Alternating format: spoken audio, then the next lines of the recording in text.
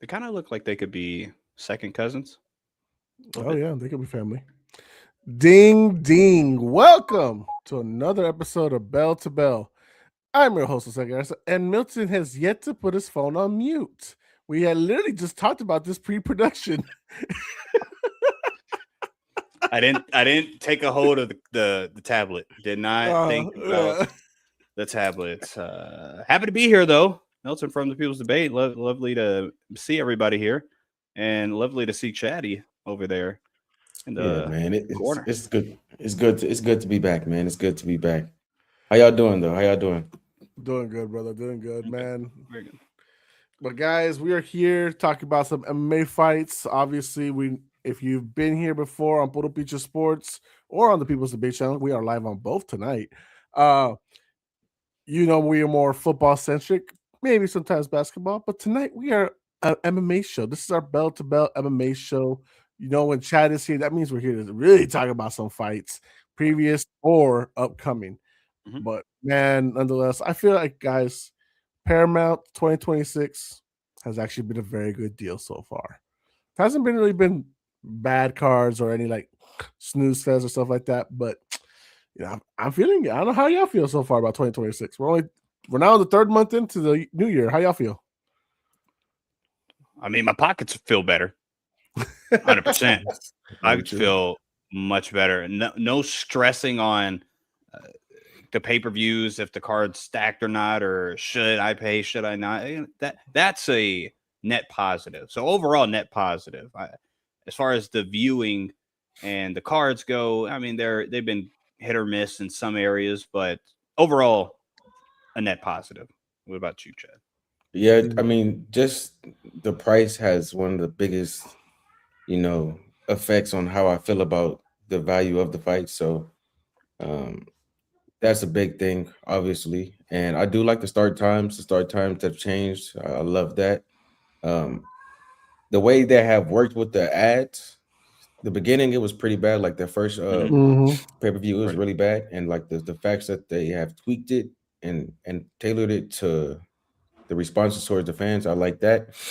And I mean, just the overall experience we've seen so far. I mean, it's been some okay cards. There's been some really good cards, but there's been some what the hell is this cards, but that's expected from the UFC. So overall, it's been pretty good. It's been pretty good. Nice. Yeah, I feel the same. Our committed fan here, Angel, in the chat says, "Hey y'all," and he says, "Jose, stop being late." It's not me. I put up a start time, and we go out there and we do our best we can. All right, we do the best we can. Ain't that right, guys? For That's sure, right. for That's sure. right. Angel, we're not going to be talking about Dak Prescott in this show, so just to give you a heads up. But you're free But to. he's gonna tell us Dak Prescott's the best MMA fighter of all time, though. Right, So I mean, Dak will definitely choke him out. So I don't know what y'all are talking about. Yeah, sure, for sure, but for sure. nonetheless, um, here we go. We're getting bombarded with comments. Fish Dog says, "Hey, I have cancer. Able to shout me out? Fish, praying for you, bro. Hopefully everything's all good. Shout out Fish Dog. Stay safe out there. But do you work in a real thing? MMA? Do we work in the MMA world? No, but we are sports fans. I mean, Yeah, Milton has trained we're in it. fans. Well, don't not No, not no, no, not. no. Well, In a anybody that martial wants to say, art. Sorry, no, sorry. let's In do a this. martial art. In a Relax. martial art. Sorry, No, sorry. nobody needs to call me out. All right, no. Okay. I mean, if Mm-mm. you want to go 1-on-1 against, Milton, that's up to you. Yeah, like that kind of stuff. No, And no, no. jiu-jitsu, up to you. If Even you that. want Chad and me to be the broadcasters, the commentary team, we can definitely do We can Yeah, make that right on. work. that. Right on. Okay. Yeah, that's funny. Robin says hi, hola. What's up, dude? And then who's pretty good? Fish. She said someone's pretty good. Talking about Dak, maybe? Okay. Do you know who Jalen Hurts is? Yeah, Super Bowl MVP last year, Plot twist. 2020. But all Plot right. twist. Oh, I love it. I love Patriots it. suck. I mean, we are the AFC Okay. champions. What's so going on, dude? Fish dog. it's fine. Feel better I was though. gonna, Feel I was better. gonna have a really dark joke. Let's go. Let's move it. Wow. Let's Milton's go. the Yep. dark one here, You know guys. where I was So. going. Let's go. Let's move. Let's move quick.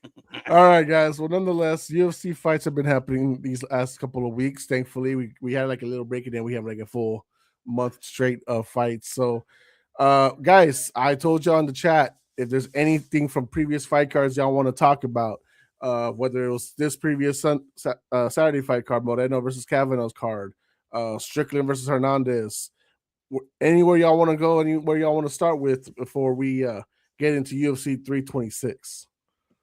I'll start it. It's what I told you off air, Jose.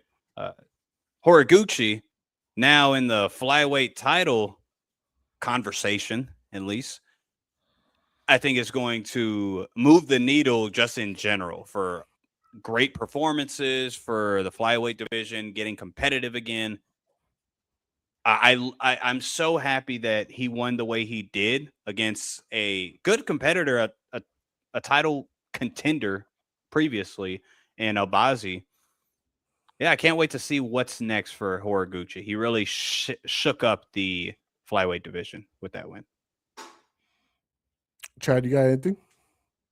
I wasn't able to catch the last week's card, but the previous week, Uriah's Medic and the finish of Rio Vanille, it was a spectacular finish. I always liked his style, but I'm excited to see what he can do since he's broken the ranks.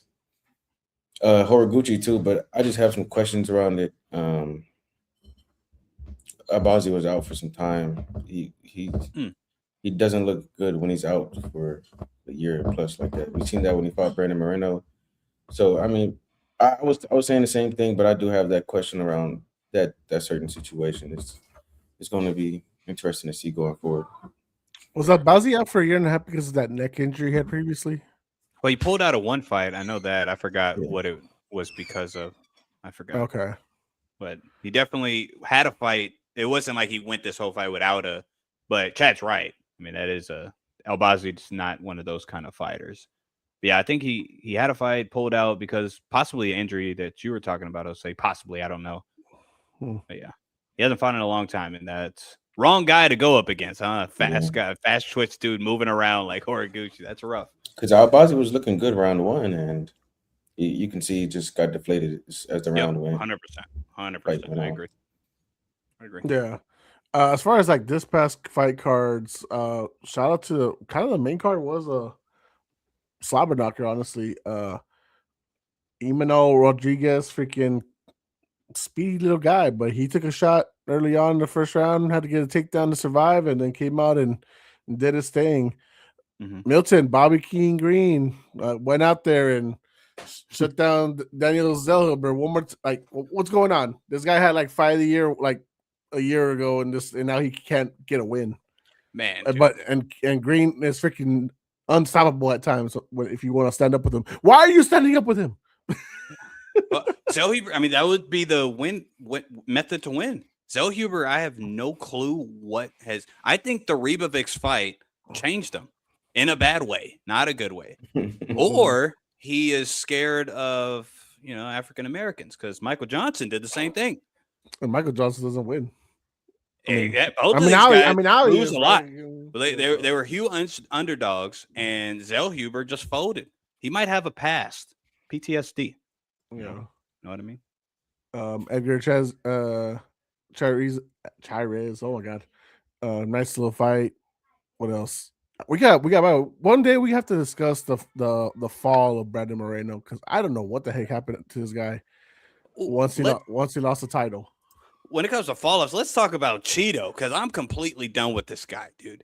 Cheeto sucks. I've been done with him a long time ago. He was never a champion though. The fall is not as heavy as freaking Moreno's fall. Gosh, sure, yeah, that's fair. I just want to right now. I don't want to poop on Moreno because I don't know what the heck's going on. I want to poop on Cheeto though because Cheeto, I don't get it. It's like with Moreno, I can see, okay, he has maybe a lot of damage or he thinks he's winning because the way his style is. Not this last fight, but that maybe, sure. But Cheeto literally does nothing for the first 2 rounds, gets kind of beat up by everybody, even Zahabi. Zahabi did that.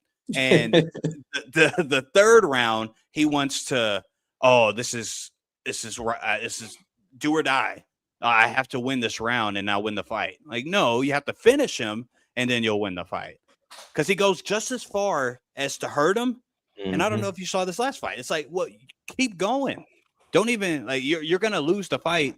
So either get finished or finish him. You know what I mean? Like he kept still holding back in some moments where it's just like, I get you're being smart.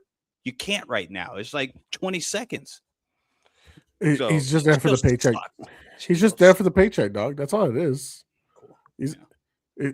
if he was really there to compete, he wouldn't have lost 5 of his last 6. Dude.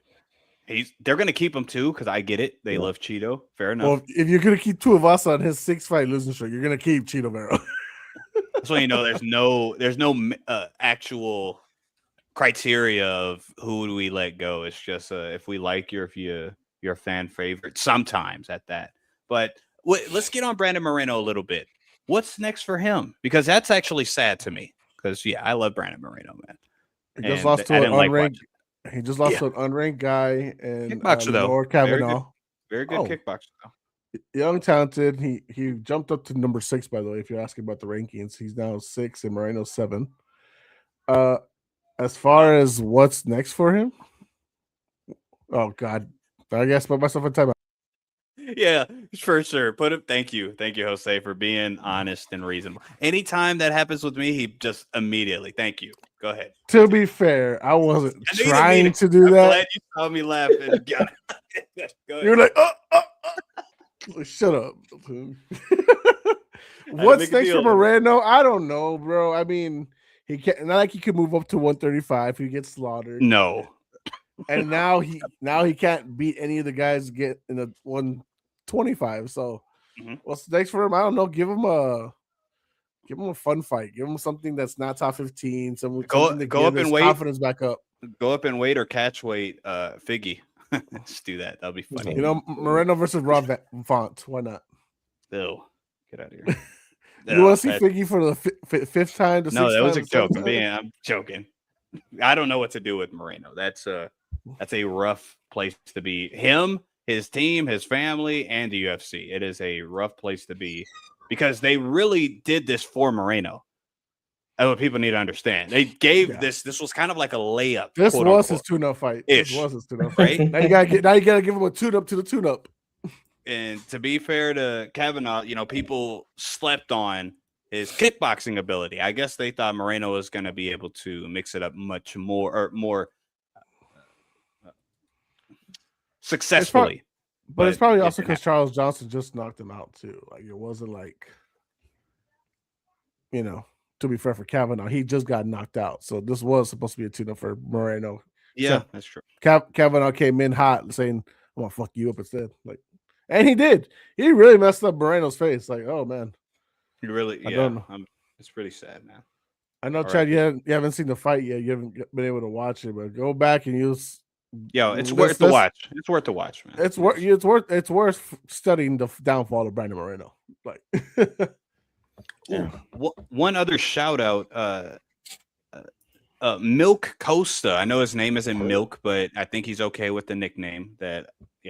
Milk Costa doing what he did to Dan Ige. I mean, that's Dan freaking Ige. No one finishes Ige. Round 1. I'm just saying. I don't care if should he have the ref waited a second. That's not your job to know that he got basically knocked out right then and there. Ige at first, of course, was pissed, but at the end, he knows he was out. And the shot probably was so detrimental looking at it. It would have got stopped either in between rounds or he would have just got finished the next round.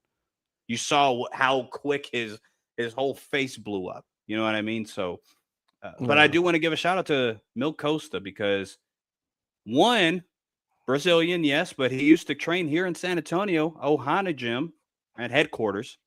And so I want to give him a shout out there. But then two, overall, I mean, he doesn't really have a weakness. I think some good wrestlers might, could be able to control him possibly, but he's constantly looking for sweeps, submissions, et cetera, et cetera. So I think Costa put himself in a very good position at featherweight because featherweight honestly needs more contenders, and there's another one. Costa can go up against Brian Ortega or Steve Garcia next. Steve Garcia would be an interesting one. Yep. Right. That would be good. All right. Any other shout outs before I get to the comments and then we go to UFC 3? Well, Sean Strickland put himself right back in the mix. It is what it is. Could he consistently be like that though? Like, I know, right? I get that's it. all I ask. Like, I get it. But what is it? hey, like, the one guy we wanted to win, Fluffy, that's where he fucking steps up to. But I guess it's certain races that he steps up to. Okay. It ain't all races, Jesus. No, I think he would love this. We can go there. Yeah. We'll go there with Sean for sure. He would go there. You know what I mean? So fair enough. But I think honestly, with Sean, once he feels the power of his opponent, that's how he judges on how aggressive he's going to be. Because I bet you he felt Fluffy's shots and said, "Oh yeah, this isn't going to really phase me." Yeah. The other fights that he's more where we are looking at him like, yo, what are you doing? Paulo Costa, Jared Cannonier, those guys, one shot, I bet you he felt it and said, yeah, okay, yeah, can't do that. I gotta respect that. You know what I mean? So I think that's why he goes like that. I think it's all matchup dependent with a guy like Sean Strickland. So middleweight, Hamzat, people think it's a funny thing, but I think it is an interesting matchup.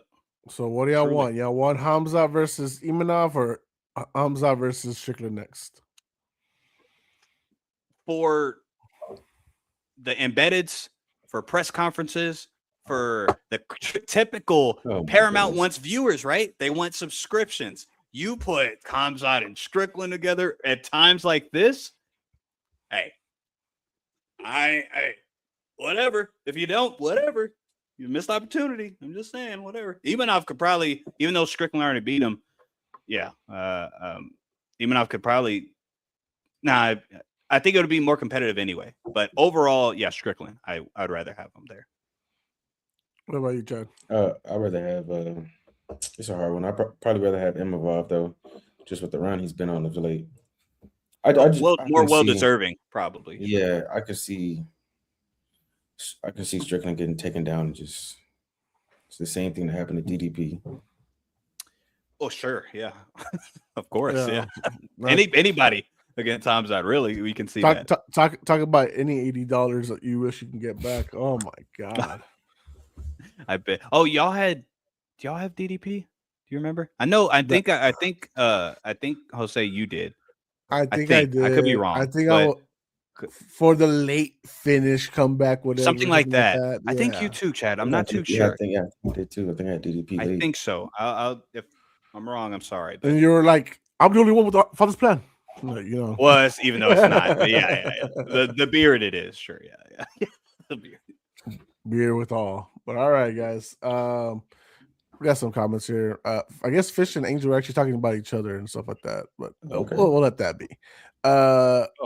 Joe says, "What's up?" And he says, "I hope this BMF bout is a bloodbath." Jeez. We'll get into it. What's wrong with the world, dude? Go ahead. Here's what's wrong. We're putting two gladiators in the cage. I know. Paying the money. Entertain us, guys. Kill each other. I know. Come on. Moreno got sliced up like he was a brisket. Oof. It's a good call. Yeah. He did not look good. Yeah, that's bad. Angel, I don't know what this is, but I'm just gonna put it up there because you're a loyal fan. Let's say I'm not trying to ruin your life. I know you have a kid. Why do you look like my dad? Too similar, same face, same facial hair. Angel, unless you're my half brother that I don't talk to, then that's pretty hilarious. That's a different story. I don't know what to tell you. I don't know if my dad could actually grow a beard. I haven't seen him in 18 years, brother. So I don't know what to tell you. He also asked, why did Alex turn black? That is not Alex for one, Angel. Let me find out this is Cody's burner account. Oh my gosh, it missed me. That was hilarious. That was hilarious. Yeah, so Chad Angel here, like Jose says, is a loyal commenter, and he knows the guys on the Puro Pinche Sports channel. There you go. Moreno had home field advantage and got destroyed. Yeah, crazy. Sia says hi. Brandon says, Kavanaugh. There any UFC guys that can play O-line? With the cardio to play for a full game? Probably not. O-line? He got cut. remember Chad, the black dude, or either one, a black dude that used to do like karate, heavyweight, small black dude, used to do the spinning kicks, spinning wheel kick. Rosenstruck? No. Him too, though. That's a good one. That's actually pretty. Well, he's more defensive line, but still. The Heavyweight Chris Barnett. Oh, He just got yeah. cut. Yeah. He would have been a perfect center or guard. A guard, not a tackle. I can see Curtis Blades. Down there. Offensive line? Oh, tackle. I can see him tight end. I don't know about offensive line. Maybe tackle. But what about John guard? Jones You now? put him I at can see John guard. Jones down there tackle. Definitely Now. not. Yeah. What? No. Big long arms. Yeah. Get out of here. He does not got the body to stop him all, dude. No, defense, yeah, sure, but no way. All right, come on. Oh, Ben Rothwell? That would have been a good one. Ben Rothwell, 100%. Left tackle. Pay him. Yep. Let's go. Patriots might need a left tackle. Rothwell, you just lost your bare knuckle stuff, so let's just come on in New England, man. It's all right. Go to Foxborough. Give me Arvlovsky. He can still go. Right? Yeah. It would just the fear from the defense would be like, all right, we ain't gonna push him too much. All right, let's go do that. But all right, guys, let's get into it. We're going to talk about UFC 326 main card. And of course, if there's any fights in the prelims that we want to talk about afterwards, we're going to shout them out. We started with the main event last time. I don't see why it stopped there, that momentum. Now we'll start with the main event here. Max Holloway, the current holder of the BMF title, takes on in a rematch against Du Bronx, Charles Oliveira. This is going to be a great rematch. The last fight they had ended in injury with Charles going down and not really able to finish the fight. So now, many years later, fellas, because I was in featherweight too.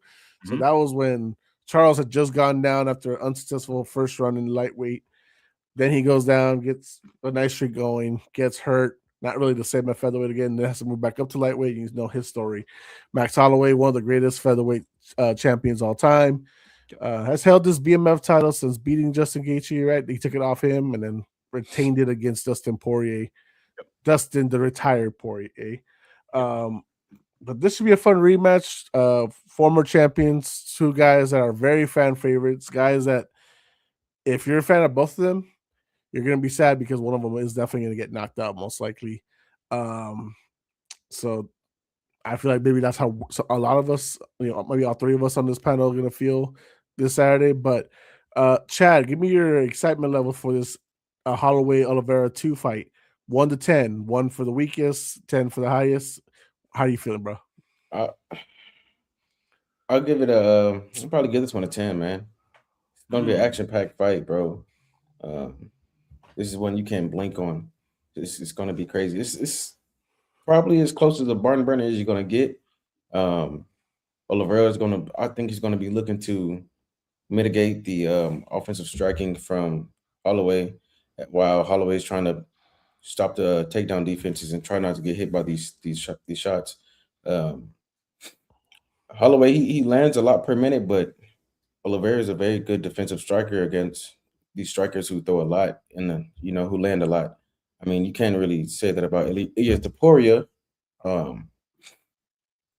But most of these fighters that he does fight, he has very good defense against. So it's going to be interesting to see how Max is going to land most of these strikes. He's averaging about 7 strikes per minute. I don't think he's going to be able to do that against Oliveira. So it's going to be interesting to see. I don't think Oliveira is going to be willing to defend or take that many strikes. So he's going to try to take this to the ground. So I want to see what he's going to do. Max this is probably going to be his toughest fight at 145. I mean, at 155 since he's moved up. So yeah, it's going to be interesting, very interesting fight. That's why I have it as a 10. No, talk about yourself, brother.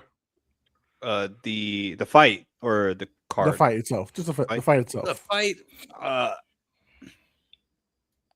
I would say, I would lean more towards Chad. Just to be different, I'll say 9.5, just because Islam's not on it. You know what I mean? It's all right. Hey, you knew it. You knew Well, it. Come on. if he got off his ass and out the couch, stop he'd it. actually fight You more a year. let's not do this. Don't do this. All right. We're in 20, we're already 3 months in. We're a quarter into the year. Where's his fight booked? I haven't heard about his fight being booked yet. So tell the other folks. I'm telling him sign the contract. I'm telling him here we go. Sign the contract. All right, let's go. Ali, okay. Where you at, manager? Sign the contract, brother. So I'll say I second everything Chad said. Really, other than it's two all-timers. No matter how their career ends, they're both all-timers. You got Max Holloway, all-time in strikes landed, significant strikes landed in the UFC cage. Max Holloway's an all-timer, number one over all time, right? And then Charles Oliveira, number one all-time in submissions in the UFC ever. So no matter what, it's going to be it is going to be a barn burner. It is going to be bloodshed. It is going to be all of that, 100%.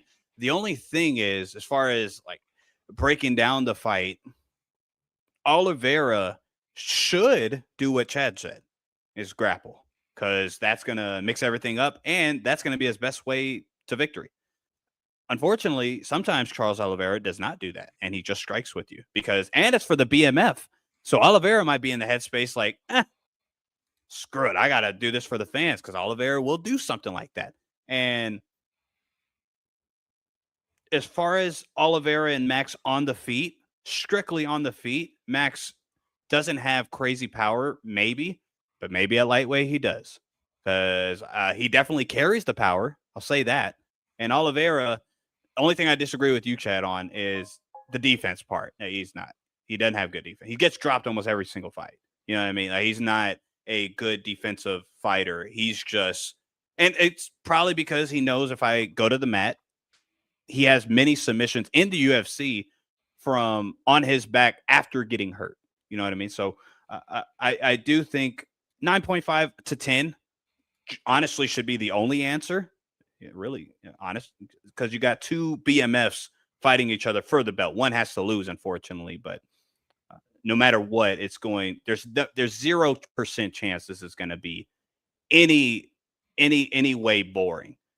Anyway, boring. Oliveira could possibly make it boring if he's smart, but he's not. So most of his grappling is going to be either defensive because he got hurt, or cage control or something of that sort with his Muay Thai. So, but nonetheless, to answer your question, 9.5, really 10. Well, fine. I'll be different than both of y'all. I'm a 12.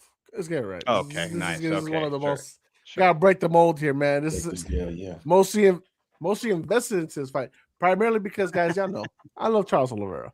The Bronx, remember the champion's name is Charles Oliveira. Just what I'm saying. Right. Great shit here. Max Holloway, of course, you gotta love him. Who doesn't love Max? Who doesn't love seeing Max fight? These are guys that want to go out there and make. We're not gonna get a boring fight. This is gonna be clearly, respectfully to everyone else on the card, fight of the night. So maybe double it up, begin both performance of the night. I don't know. Let's see what happens. But nonetheless, I am excited for this fight. I wish it was for at least something more significant than a BMF title, because that is not significant at all. The BMF title is not significant. It's great. It's basically, you can't be the real champion, so here's this, guys. That's what that is. But implications are on the line. Max wins, he puts himself in conversation for a title shot. If Oliveira wins, well, not right there into a title conversation, but he's one step closer, right? He did just beat Gamrot, but he did just also lose to Poirier badly. And respectfully, I don't know how many people are really crying for that rematch. So no, please don't. God, please don't. Please, God, please don't. You know what? Oliveira has a better chance of getting a rematch with Topuria than Armand getting a title shot. I'm just saying. No way. But for Dana, probably. But for love of God, please don't do that. For Oliveira's sake, come on. If you really love Oliveira, you don't want that to happen again. Yeah, people's hearts were broken that night, brother. Yeah, I understand. Oh man, I felt for people. I said, okay, this is going to be a rough day for you. It's like I've warned y'all. One touch and it's going to do it. But nonetheless, guys, I'm really excited for this fight. As far as what you're talking about, I'm worried Charles is gonna want to stand way too long with Max, and he's already said it. When Max points down the mat, stand right in the middle, meet me in the middle, shit like that. Let's see who really is the BMF. I'm like, He said that. Yeah, he did. Oh gosh! I was like, Charles, don't say that. It's okay. Please. Dustin said the same thing. It's okay. Dustin shot a takedown. It's all right. But Dustin has more KO knockouts, I think, than freaking, Yeah. Okay, well, Sure. maybe. I mean, but KOs. still, I mean, yeah. But I mean, nonetheless, I mean, Charles is what? How old is he? 35, 34? Yep. And the weight cut's getting a bit tougher. He needs 20 men praying at the same time with him. So yeah, his weight cut's getting even tougher. And Max is actually getting filled in at lightweight. That's what I'm really scared of. Yeah. Truly. We're not getting to predictions just yet. We can go in just a little bit. But more or less, if Chad, you're more right. If Oliveira takes this more to the ground, obviously it's more advantage him. That's where Max is probably going to be the weakest because in a lot of ways, Volk didn't need to, and he never really kind of did. But Volk knew if I took him to the ground, it's easier work than me having to stand up and bang with Max Holloway. But Oliveira, master jiu-jitsu, black belt, can do whatever he wants to Max Holloway on the ground, respectfully to Max, But on the other side, that pride of Oliveira, the Bronx, it scares me a lot. He stood with Topuria way too long, and that fight was only 2.5 minutes. So that that's my biggest. To be fair, he did try to clinch. It just didn't work out for him, unfortunately. No, he didn't shoot takedowns. He tried to clinch to get body locks to take him down. That wasn't smart to do. Yeah, I don't know. I'm just if my biggest thing is that he has to stick to his game plan. And if the game plan, the coaches are telling him, get to the ground, do your thing, do what got you here, do what made you famous, do what got you to become champion, all that stuff. Great. I think Charles has a great opportunity to come out on top on this one. But he wants to stand and bang. I don't know if he's got the chin for it anymore. He's balding for all the hair dyes he does. He's getting older. He's 36 years old. Max has been in the game for a long time, but that motherfucker is only what 2-3 years younger than him. So he's still got a little more time than Charles does. So 34, 36. Yeah, he does. I mean, he's like 54 in UFC, MMA years. Just to be fair. I mean, Max started UFC when he was 19. He's like 19. Yeah, I think you're right. 19 or 20. So. Yeah, 14 years now he's been in the UFC. Max has, so that's wild 20. Stuff. 20? Yeah. Jesus. That's wild stuff, man. Successful that young, too. It was not like, that's crazy stuff. So, I mean, I don't know, man. I guess we can go into predictions right now. Okay. Chad, I'm going to let you start it off first, man. Holloway, Oliveira, who you got winning? How? What round? Who do I have winning? I'm gonna go with DuBronx. Method of win. I'm gonna go submission, and I'm gonna go. Give me round 2. Ooh. Give me round 2, early finish when he still has a lot of energy, and he's avoided some of these onslaught fury of strikes. He's gotten a takedown, double leg, picked him up, slammed him right in the middle of the canvas, and Oliveira's gonna double leg Max. Hey, you let him tell his prediction, brother. You let him tell his prediction. Okay, I'm asking a question. Okay, yes, double leg. Okay, double leg. Okay, all right. And takes him to the middle of the canvas, slams him. Max Holloway slips up, makes a mistake, trying to get up, and there it is. Oliveira takes his back on the way up. Rear naked choke. We know what it is. Yeah, I love how you ended it. You know what it is. It's gonna double leg. I completely agree. Yeah, go ahead. I don't think he wants to stand and strike with him. I mean, obviously he has pride. Obviously it's Oliveira, and we know how immense his pride is. But I think that for the fans, he wants to show why he's the submission king. He would want to do that before he stands and try to bang with him. But at the same time, it's Oliveira, and we just never know. Fair enough. Never know. Fair enough. Where you're getting Milton, talk to me. Who do you got Yeah, winning? so- How and what round? So I cried making this prediction. So I already rehearsed it. So I'll be clear-eyed this go round. I have Max Holloway. Damn it. I have Max Don't say Holloway. Yep. No, I have to. Let's get through it. TKO, Charles Oliveira. Might have been too early, but we all didn't want to see anymore. Round 4, TKO. Round 4, TKO. It's gonna be blood, and we're gonna say, Charles, just stop, just lay down, and it's not gonna happen. It's not gonna lay down. It's gonna have to get laid down, and yeah, Max wins. So Chad, you got second round submission. Milton, you got fourth round TKO. This one hurts, fellas. This one hurts. Oh, I know where you're going. I think I do. Charles Oliveira is my guy, and I would want him to win. Like just how last time I said I want Volk to win, but I'm picking the other guy. Well, in this situation, I'm still picking the other guy, Charles. I'm sorry. I'm picking Max Holloway to come out on top to beat Charles Oliveira. And I think either Charles or Max at the end of the first round is going to say, meet me in the middle at the end of the first, because that's how much the first round is going to be exciting. That this will actually finish early second round. KO. Max Holloway wins. Not a TKO. If you're gonna knock him out clean, if you have to beat Duke Bronx, you have to knock him out. It's not. I respect Charles too much. He can't be TKO'd. He can only be knocked out. This hurts. I know that hurts you, man. That makes absolutely no sense. Okay. So you want him to be knocked out cold? Okay. Good job. I'm not saying I want him to be knocked out. I'm saying he's got too much pride to be just getting punched and waiting for Herb to be like, okay, do I stop it now? Herb Dean, should I stop it now? I'm Herb Dean. He's too much of a badass, so he's trying to give him respect by having him lose. I respect that, Jose. I'd rather he just get one hit KO than getting like 20 unanswered shots. I think. Oh God, what should I do? Should I stop it? I don't know. My years of experience is holding me back. And then Oliveira is just going to be like this. Yeah, it's going to be rough, guys. I'm telling you. I saw it. Saw it already. Yeah, those are our predictions. It's ugly.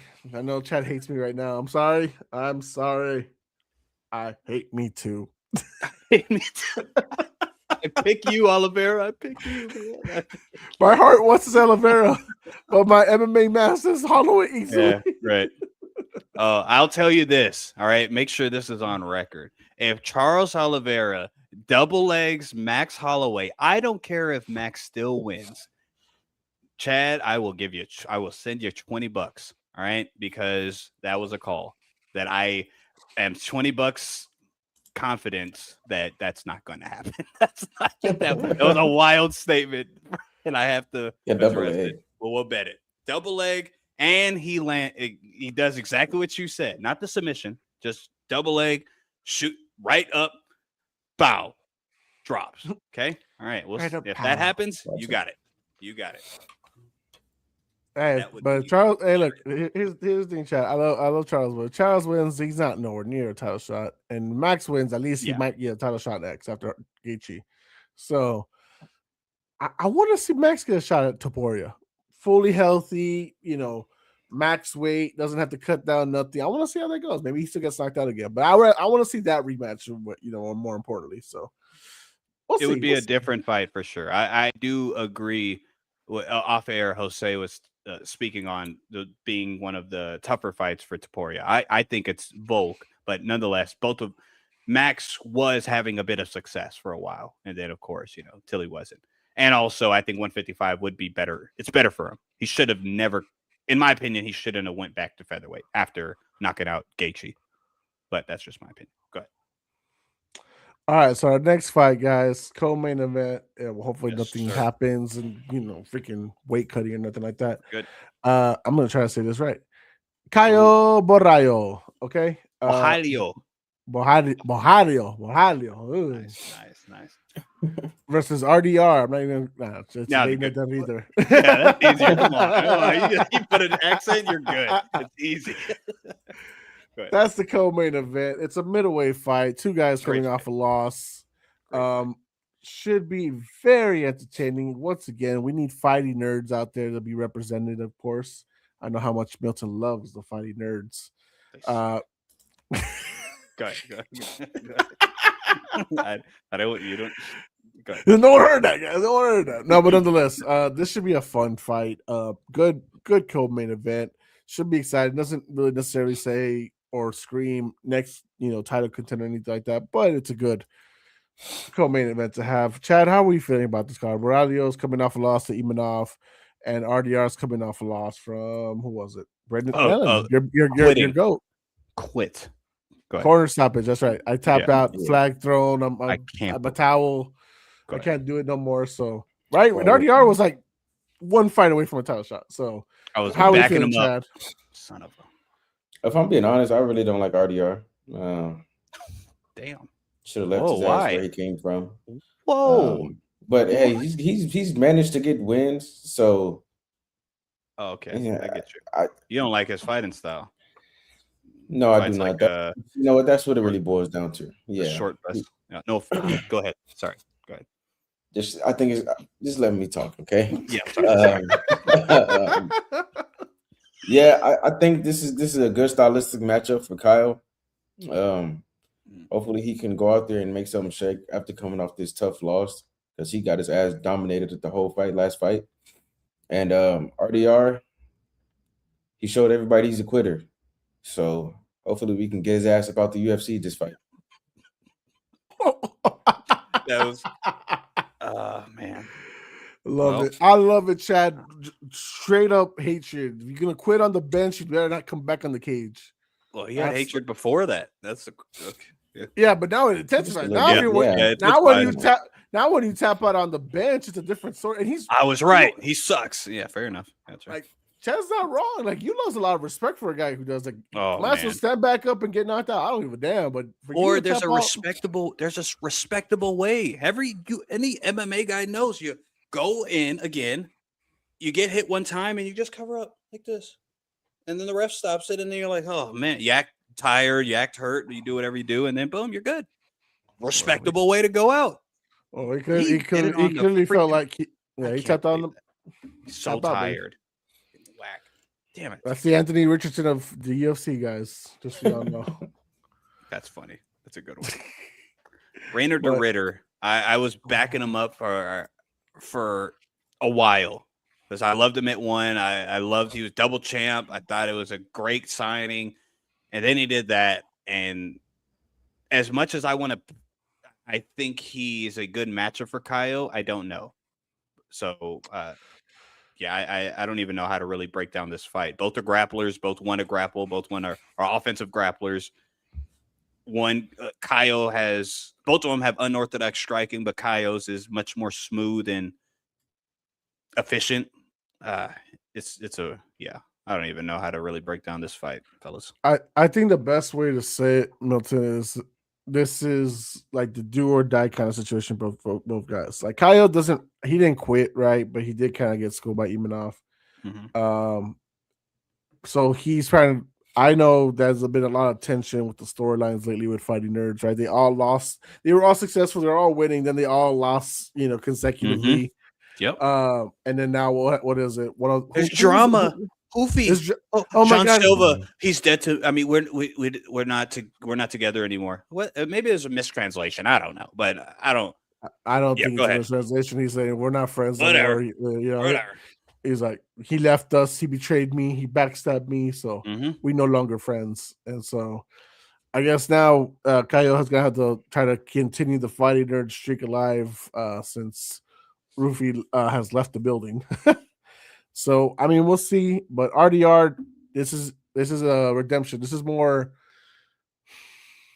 his Jalen Turner situation. Are you gonna show up and step up, or are you gonna quit on the first shot you take and then tap out and retire for 6 months before coming back and saying, I'm unretired, guys? So I don't know. Yeah. We might actually see a guy quit again this fight. I just, With RDR more likely. Kyle does have decent cardio, but I mean, his last fight against Imavov, he didn't show that. He showed he got tired. So, yeah, I think you're right on the Crossroads fight. This is basically what it is. Who's going to be out of contention for a title? You gotta remember too, for Kyle, I mean, it depends how you feel about it. There was that 1 year break in between his two fights, right?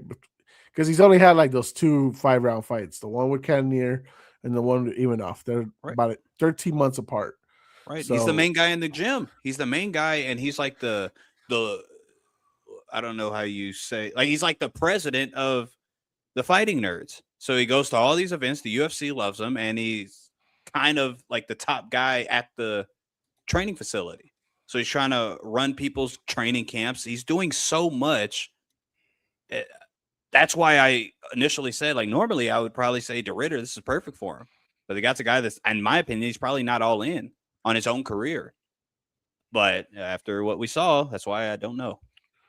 De Ridder's not who I thought he was, unfortunately. So yeah, well, let's see if the king of the nerds can go on and take on RDR, the Dutch Knight.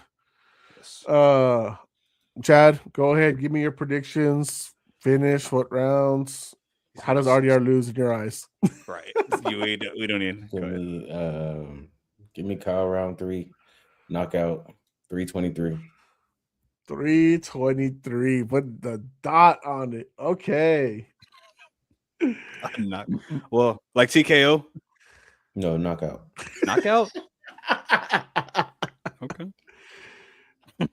RDR's gonna try to grab his leg, try to take him down. Yeah, stop trying to push me. Yeah. Okay. We'll tell how we got this one. It's probably gonna be his last fight. The 2 loses. I told you, this is Jalen Turner situation. Okay. Oh man, that's rough. Well, is it my turn?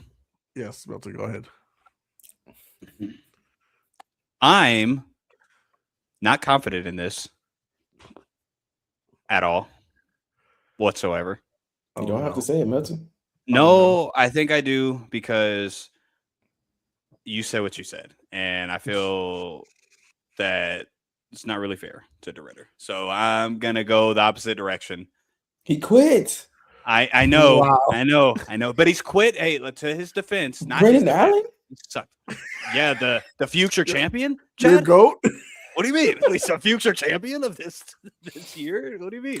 But I will give De Ridder the defense. He did quit before, and then he went on a streak after. So I'm not saying that's going to happen now, but I'm just saying, just because you quit doesn't mean you don't get back up. Are you talking about when he lost both his 1 titles to the same guy? Yeah, and he didn't get up. Come on, ref's like, get up. He's like, And the next thing you know, well, here's your UFC contract, sir. Yeah, Malachi. But that was a freaking heavyweight, all right, fellas. Jeez. Rainer De Ridder. I got Rainer De Ridder winning by decision. Fellas, I think if there's a possibility for any fight to be boring, it's this one. This is it. I think Rene De Ridder. You said it way better, Jose. You say it. Rene De Ridder. Oh, you said it way better last time. All right, whatever. Rene De Ridder. No, it's all right. It was one shot. Okay. I don't know how I said it wrong. You said it really. Watch it back. You said it like a. Oh, I thought you were gonna say, watch how you say my R words. Like what? No. No. So Rene De Ridder, I think how it's going to go is it's going to be a decision. Rene De Ridder is going to probably lose the first round and win the next 2 by control. Kyle is a guy that while he's on his back, one, he doesn't have a lot of sweeps. He does have submissions, obviously. However, De Ridder's top game is one of the best in the division, honestly. That's why him and the champ would have been interesting. But anyways, Rene De Ridder, I think, is just going to control him with control time, a couple of punches, a couple of submission attempts. It's not going to get Kyle, but Kyle's going to be okay with having De Ridder in his guard. for a lot of this fight, in my opinion. So, yeah, I think De Ridder by decision. 29-28. Look, I love Kyle. I think he's gonna do his thing. I think and Chad, I'm with you. He's gonna win the fight. He's gonna win the fight. I'm picking Kyle to win this fight. I do sadly think that he's gonna make it as boring as Milton says. I think both of them can, right? You're right. Yeah. Mm-hmm. Now, unless he's looking for that spectacular finish, that'd be great. I think RDR is just a tough guy to finish. You just gotta make him quit somehow. So fuck it, I'm with you, Chad. TKO by tap out. Okay, I like that. That's 4 minutes, 55 seconds into the third round. Just when the round's about to end, he taps out while getting punched in the head. All right, let's see. We're just slandering De Ridder right now. That's what we're all. You know what? De Ridder slandered himself. He slandered MMA. He did. I'm not gonna. I can't defend that. Quitter. That's good. Does anyone coin that? If we gotta watch this. If no one did, that I'm pretty sure somebody probably did. Somebody had to. It's right? too easy. But a lot of people said that about Apple. You know. All right, let's go. I googled it right now, and I literally googled René the Quitter. And it was up there. It was there. Yeah. Right. See, you said it perfect there. See what I mean? You got to get in your Dutch vibe, I guess. I don't know, man. I'm just saying, whatever. Good. All right, next fight, which should be a fun fight. Has this fight been booked like 20 times and hasn't fucking happened once? Good call. Is Rob Font versus Raul Rojas Jr. Rosas. Not Rosas. Yeah. Rosas. I know he's Mexican, but I said Rojas and it should have been Rosas. Yeah. Anyways, his name is Raul Gilberto Rosas Rios Jr. And why he wasn't on the Mexican card last week, I don't know. But fuck it. A week later. They've been booking this fight with Rob Font, I think, for like 2 years now. I swear to God. God damn. But nonetheless, we're finally here. Rob Font was a guy who had his name on the rankings for a while. Is he still ranked, guys? From the top of your head, y'all remember? No, he is not. He's got to be. No? Oh, he's ranked 13. He's ranked 13 at bantamweight. Okay. Well, let's see. So Raul is young. We all know he's about what, 21, 20 years old. So he's, Dana's Aaron Pico, and he shot up out there. Now he's on a good 4-fight win streak right now. Kid's got a lot of charisma. He's the kind of guy that Dana and the Hunter Campbell will be trying to push as a top guy, especially in the Mexican market, especially right now with Brandon Moreno freaking giving up the freaking headliner card. So this should be a good fight for him. Rob Font is a prototypical, nasty, gatekeeper type fighter. This is a good shot for Raul to see if he's ready for that top 15 competition. Chad, how are you feeling about this fight? Fun fight? How are we feeling? It could be a fun fight. It can go a lot of ways. Rosas, he hasn't showed us much on the feet. And we know what Rob Font does. His signature strike is his jab. Right. And I feel like he could, if he wants to, he could land that at will on Rosas. But I don't know. It's going to be interesting. Rob Font went out there and got beat up last fight, and he looked just a step slower. So, I mean, Rosas isn't a David Martinez, but Rosas' last fight, he did look a lot more snappy on the feet. But we're gonna see this fight. This is gonna be a good fight to see what he can actually do in the top 15, and we're gonna also be able to see if Rob Font is just an old fuck now. How old is Rob now? He's about 37. 30, Rob Font 38. So yeah, he's getting up there. So we're gonna see if Rob Font still got it, and if Rosas can break the top 15. I think Rosas is going to be able to do a little something. I'm hoping that he has expanded his game on the feet, and I hope it's an exciting fight. Yeah, Milton Rosas hasn't fought in a year, so this will be a nice return for him. Again, they've been trying to book this fight with Rob Font for the last 6 months. If I'm not mistaken, this was the fight that was supposed to be on our San Antonio card. Yep. right? It's supposed to For be last. UFC Yeah. Noche. So Uh-huh. so that didn't happen, obviously, which would have been a great, turnout for the Mexican community, for all the Rosas fans out there. So didn't happen, but nonetheless, he's here now. How are you looking at this fight? Gatekeeper Rafon's gonna come out looking good as he did in his heyday, or is Rosas just too young? See, that's rough, man. Font could, just like Chad said, just be old. Old. Rosas Jr. though, he's young, sure, that's working for him, but like how you said, can he be too much? I don't know how. He's a great grappler, but he's not a good wrestler. If you're a great grappler, that's cool, right? But if you're not a good wrestler, how are you going to get it to where you want it? You can't. And Rob Font, normally, I would say he has decent takedown defense. Is like Chad said, the jab is, let's see, he has a reach advantage. So the jab is really going to should put Rosas at the end of his punches the entire time, and historically has a good guillotine when people do try to take him down, as far as that being Rob Font. With all that being said, that scares me more, talking myself into him doing that. And we've seen Rosas' chin. No offense, he was born that way, all right? But good luck guillotining that, all right? I don't think you could guillotine that, fellas. Chad, you trained as well. I don't think that's an easy guillotine, brother. I'm just gonna keep it real. So as far as it is, the breakdown this fight is just old versus new.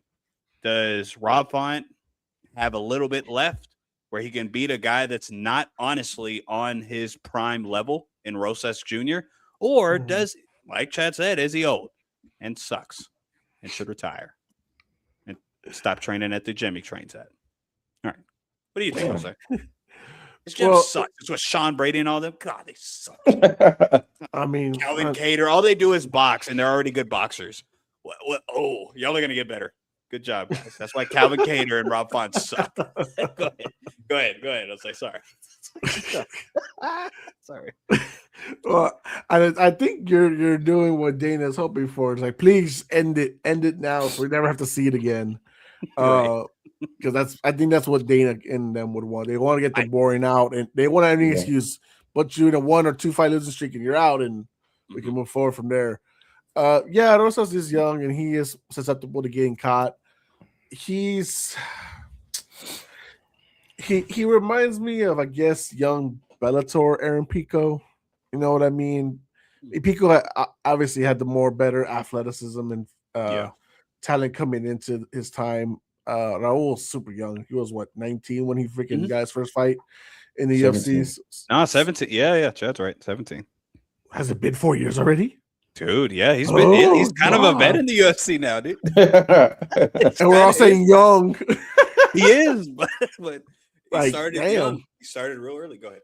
Man, did he finish college? I mean, high school? He probably did, right? But nonetheless, I mean, the one thing that can really hurt Rosas is too much overconfidence at that young age. And that's where I would be scared. Like, Aaron Pico was overconfident. He thought his hands were all that, and he just needed to touch you up, and it was it. And then he got finished multiple times, and then he had to change up his thing. Rosas kind of got his kind of welcoming party with his loss with Christian Rodriguez, if I'm not mistaken. So just bullied him, big brother. Yeah. So he really turned it around from there, and he's been on a win streak since. So if he's really cool, calm, and collected, even at a really young age, 4-year veteran, which is crazy to say, that he should be able to take care of his situation with Font. But we know Font, like you mentioned with his jab, that's kind of what my biggest worry about. The reach. Once, Font's an orthodox fighter, Rosas a southpaw, might be a little easier for him. If he's moving to his right, it's easier for the jab to get caught. If he's moving to his left, gives him a little more of an edge to avoid getting hurt from Font, which is crazy to say, right? Because Font doesn't really hurt nobody. But he can. He can, but he's not in recent times. I mean, sure, yeah. Let me ask you, Jose. without giving a winner, what do you? By no means, Rosas Jr. I don't care. He's gotten better from Christian Rodriguez. I agree. Yes. Yeah. Even Not that. any Even let's competition say on that. he's. Let's even say he's better. Let's say he's double that. Let's even just give it that. He's double that. That version of Raul Rosas Jr. shouldn't even be able to finish 2 rounds with Rob Font. That's the crazy part. Yeah. But here we are, and I bet you, is Rosas Jr. the favorite? Oh, I'm pretty sure if we look at it right now, he is. Chad, usually you have the answer for that already. How dare you, Chad? Yeah, I have that pulled up. I got you. Yes. He is? He is the favorite. Minus 218. 218 is freaking. That's too what. Much. So yeah, it is. One, it's too much. 100%. Anybody that wants to just put a couple, I don't put him in a parlay because he could ruin it. But Rob Font's a good bet. I just, man, it's so. Watching Raul Rosas Jr. and then watching Rob Font, there's like no way I can see how Rosas Jr. could beat Rob Font. But seeing how Rob Font has been the last 2 fights, it hasn't really been the same urgent Rob Font. Yeah. Very calm, cool, collective in the first round, just kind of doing what he does. But whenever times get tough or it's not fitting his pace, he kind of doesn't even wilt really, because he doesn't. I'm not gonna say wilt, but kind of does in a way. Or he gets overwhelmed with the bigger moments, like the Jose Aldo fight, a couple of fights where he's won majority of the fight, Cheeto Vera fight, and boom, gets caught, loses the round. You know what I'm saying? And so Rosas Jr. doesn't provide that threat. All the Rosas Jr. fans, he does not provide that threat. But he does provide a threat as far as back control and submission attempts off of, if let's say Rob Font just beats him up a couple, just kind of tunes him up. I guess for me, it's like I want to know what in this 1 year break, because I know he got hurt for the Noche fight. Mm-hmm. What has he adapted? What's he learned? Because God, he's still very green. But there's so much he can still learn. Mm-hmm. And what has he learned since? You're right, Milton. He has no in a world where we are today. We've seen this where young guy is pushed up too early, gets humbled by the veteran, the gatekeeper. That's kind of why I said Rob Font is a gatekeeper for that division right now. He's ranked 13. Yeah. This is very much the test. Are you ready, Rosas, for the top 15, or are you not? Right. I want to know, what has Rosas developed? What has he been practicing? What has he been doing since the last fight to really get himself for this one? Because if I'm his coaches, I'm taking Font as serious as possible. Not to say that he doesn't take any of his opponents seriously, but I'm saying, like, this is the toughest competition. This guy has 30 plus fights on his resume. You barely got 10 plus. And the names he's fought. Not even close to Rob Font's. Not even the guys that Rosas has fought isn't even top 25 conversation, respectfully. Mm-hmm. Or maybe the last guy, but no. Who we talking? 25. He's an idiot too. Go ahead. Yeah, so that's where I would hope Rosas was developed and coached and trained the right way for this situation. I shit on Paddy Pimblett for being babied for as long as he did until he finally got to that fight with Gaethje. But it probably was the right thing to do, because when he first came in, he was green as fuck too, as far as for the UFC. So let's see. Let's see if Rosas is ready for this, because this will tell us. Are you ready? If you're not, then you may never be as ready at 21, but by 25, we can see a different thing. Maybe. 8-year veteran at 25 is crazy, by the way. That is crazy. That is super wild, dude. But all right, Chad, predictions. Font, Rosas, winner, how, what round? This is a tough one. Rob Font doesn't have the best takedown defense. So this is the only reason why I can even have Rosas even having a chance of winning, just because we know the striking of Rob Font or what it could be. Last fight, he was kind of a shell of himself, but His takedown defense isn't the best, but like I was saying, I mean, Rob Font, he has 12 wins in the UFC. Rosas has 6 fights in the UFC. So I think experience is going to come into play here. I said a little bit about Rosas and his striking, how I've seen it evolve since he's gotten to the UFC. This last fight, it was okay. Like I said, it was a little more snappier. He was hitting a little harder. The Right. strikes were looking a little more technical. He was hitting 1-2s. Um, Right. but we're talking about a seasoned veteran here, so I'm gonna have to go. I'm gonna have to go with Rob Font and just give me a decision. I think Rosas he gets takedowns, but the one thing about Rosas that I've noticed he's not able to keep people down. Um, Mm. and I think Rob Font has the ability to sprawl out of some of these situations where he finds himself back to the surface. Um, I just don't see much threat from Roses, much finishing threat from Roses that he can provide towards Rob Font. And I really think that Rob Font can really utilize his jab here and keep um Rosas off of him. I think the experience is really going to come into play here. So yeah, give me Rosas. I mean, give me Rob Font. Round 3 decision. Give me unanimous. Milton. Well, it's a good breakdown. Um, I would say that could happen, and I would be aligned with it, and I could see it, I could vision it. It's just I I will. You said it during your spill, Jose, on we don't know how good he has gotten in this time off. And for him, I want to give him a benefit of the doubt and say that he could be so much better. It blows our mind because of how young he is. You know what I mean? And the gym he's a part of, his boxing coach is a fantastic boxing coach. So like I agree with Chad. I saw improvements. It's just again, if he just stands and bangs with Rob Font, he's gonna freaking lose every single round. He's not gonna have a good moment, right? So, but I don't think that's gonna happen. I do think his control isn't fantastic, but once he gets back control, he's more Yeah. of that. He's more of that kind of control kind of guy. But you're right. As far as tradition, that's why wrestling, he's a great grappler. He's not a good wrestler. He doesn't get those positions. He doesn't take advantage of those positions. And even if he does get the position, she doesn't do much with them. He can't Exactly. hold Yeah, it.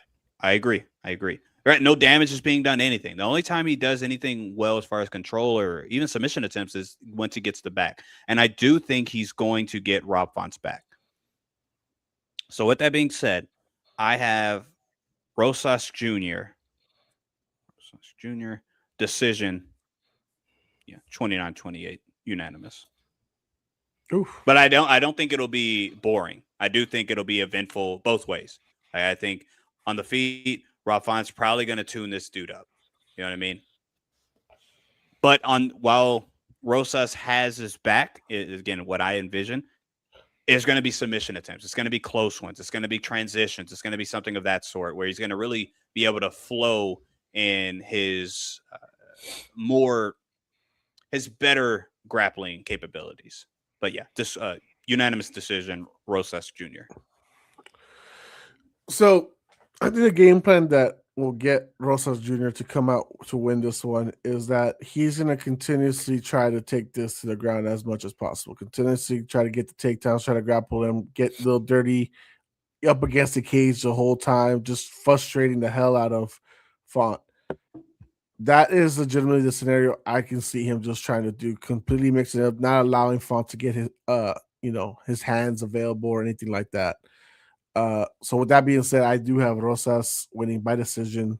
Uh, I'll be nice. I'll stay 29-28 unanimous. But I think he's just going to be trying to frustrate Font the whole time. Like you said, he's going to go for the as much grappling as he can. He's going to go for as many submission attempts. Font will survive all of them, but he will not be able to get separation and get out of Rosas' youth, more or less. So that's what I'm going with. It's not the prettiest pick. It could be an ugly, boring fight, or it could be the most exciting. We shall see. Um, But yeah, that's let's see if Fonten Rosas can finally get the fight going. Please. Yeah, No more that'll be week schedule. so.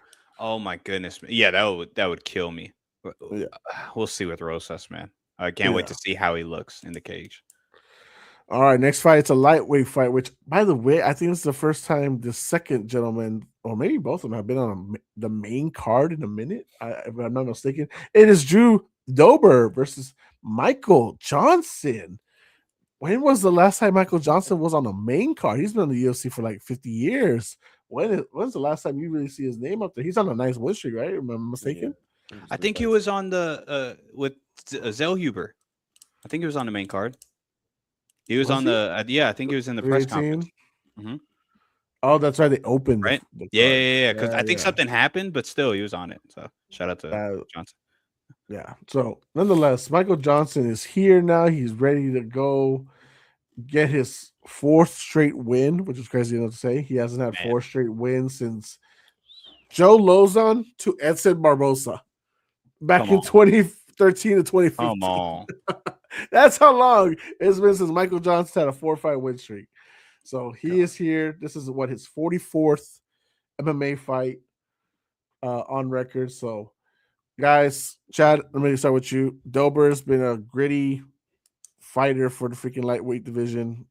You don't know what he's going to be that day, whether he wants to be top 12 or top 20. But he gets Michael Johnson, who's kind of the same thing. Michael Johnson has an impressive resume where he beat Dustin Poirier, but can't beat anyone else. What is this fight look to you, Chad? What does it look like to me? It looks like two old fucks fighting, okay? We got Dober, who's about to be 38, right? And then we got Michael Johnson, who will be 40 in 3 months. All right. And yeah, these dudes are old. I don't know how they made the main card, but somehow they're on it. You mentioned Michael Johnson. He had the 3-fight win streak against Ed. I mean, in his last fight, it was a 4-fight win streak, and it was Edson Barboza, and he was 15-8 at the time. 15-8, right? It's crazy. Now he is 24-19. 10 and what is that? 9-11, 9-10. Yeah, It's just sure. it's 8-11, 8-11. how he's still in the UFC with this competition. You got to give him respect. terrible The competition run he he's fights. on. He fights every year. It's preposterous. Now he's on the main card. I mean, he's on a 3-fight win streak, so I get it. But yeah, it's just two old fighters fighting. Honestly, they've been in the UFC for a very, very long time, and they haven't fought. This is kind of crazy. Yeah, but that's wild. I agree. But it's as far as like the fighters themselves, Dober. I really used to like Dober, and then I actually paid attention, and he's I'm Come sorry, on, bro. man. He's 14-11 in the UFC. He's one of those, like, I don't know how he's still in, but he's one of the long tenured veterans He got that power. sometimes he has power, yes. But it's like with Dober, it's a little different because I was looking into it, and 78% of his wins are finishes. So I can get why he's in the UFC, but 64% of his losses are also finishes. That's so why. if he's not finishing people, he's getting finished. So Amen. he's putting on entertaining fights. So I understand. There it is. But this is one of those fights. Dober really doesn't have much to offer. If you're asking me, not in this fight, just because Michael Johnson is one of those guys who's going to stand and bang with you and try to take your head off. And Dober, he's going to embrace that, and he's going to try to do the same thing. This is probably going to be a barn burner, unless Dober is like, I don't want to stand here and fight with him. And I can honestly see Michael Johnson defending some takedowns pretty good.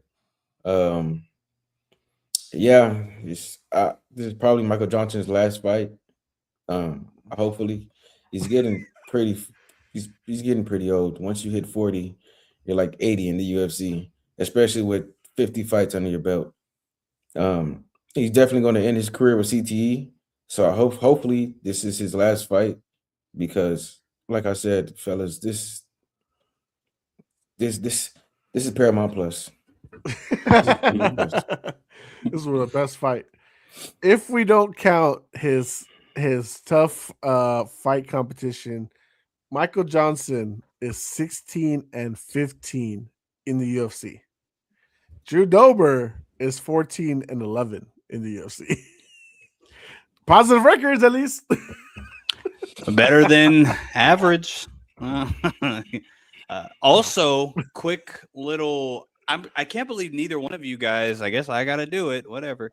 Mention this, but also Drew Dober typically fights his best against it's not Black History Month anymore.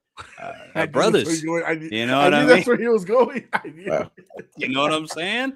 When Terrence McKinney was on the rise, who ends his streak? Who ends it? Drew Dober. If you look at the wins he's got in spectacular fashion, I don't know what it is. I'm not assuming anything. Okay, there's nothing there. Just coincidence. Honestly, it's just something that I wanted to bring up. But that being said, he's facing another brother, right? And history sometimes, doesn't always repeat itself. But I'll bank with it. I'm sorry, Drew Dober's 14-11 highlight reel didn't freaking put together. Oh, during Black History Month or around there, he kills them. What do you want? I'm sorry, I didn't have that in my files. And it's horrible 25 fight UFC streak. Okay. Yeah.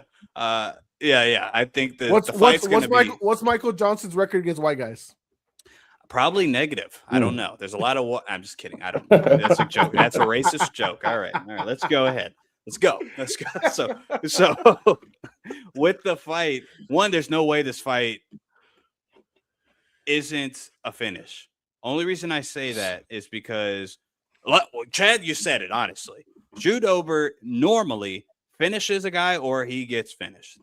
Okay, that's really it. And with Drew Dober, as he's aged, that granite chin that he's always had is starting to get chipped. And he doesn't get like flat out knocked out or anything like that, but we've seen him get dropped multiple times as the last couple fights. Even wins or losses, he gets dropped. And that used to not be a thing. That's what he was known for. So with Michael Johnson, even though he doesn't have crazy power, he has crazy speed still, Chad, at his old age. He does not fight like a 40-year-old. The brother's still fast. His footwork is still beautiful. And his activity rate is still high, especially at his age. Doesn't make sense. His opponents, all of that, it really doesn't make sense, honestly. It's more of a kudos to him. But yeah, the fight, no matter what, is going to be a barn burner. This actually, other than the main event, could be fight of the night. And I wouldn't be surprised if either one of these guys were the ones that got finished. Both these guys could be. Drew Dober is more likely to be. Decision is more likely to go to Michael Johnson. No matter what, this fight is going to be one you got to watch. You have to watch this fight. Yeah, should be an interesting fight. Should be fun. We Game All Night says Drew Dober ain't got it no more. Well, according to Milton, he's got it against Black History Month fighters. So he's got to get. Oh, thanks. Okay, that's better. That's a way better way to put it. Yeah. That's a way better way. I was like, Black History Month. What do you mean by that? Okay, yeah. Yes, he does. That's fact, though. It's not my opinion.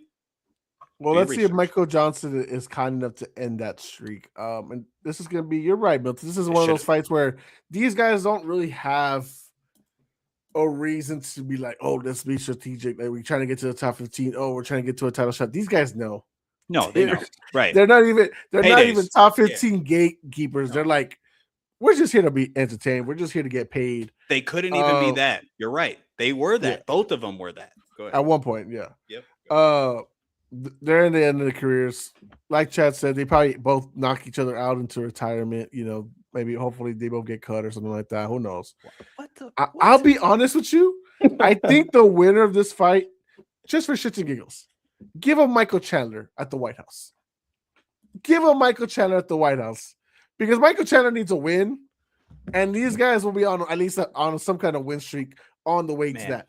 I'm with you. I love that. You're a good matchmaker on that one. So I'm just saying, whoever wins this fight, give him Michael Chandler next. Is there any strategy that I want to go with this? No. 39, 37.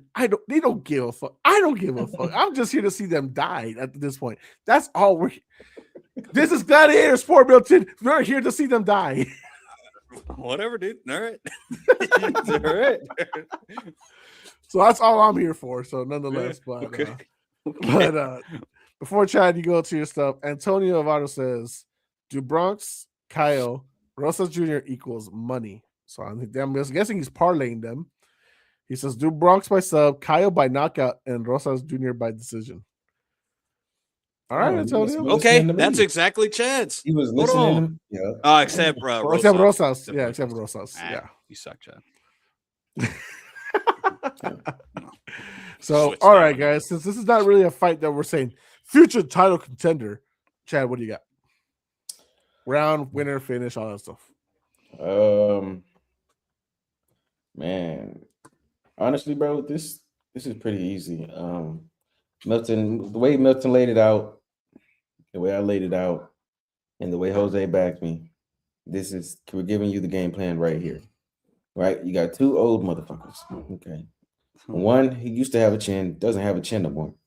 The other one, the older motherfucker, he moving faster than the younger motherfucker. So what you should probably do is put your money on the 40-year-old. What I would do, put money on the 40-year-old, and it's probably going to be a late finish. I would say Michael Johnson, late round 2, round 3. And it's probably going to be like a TKO. Actually, give me a KO Platinum.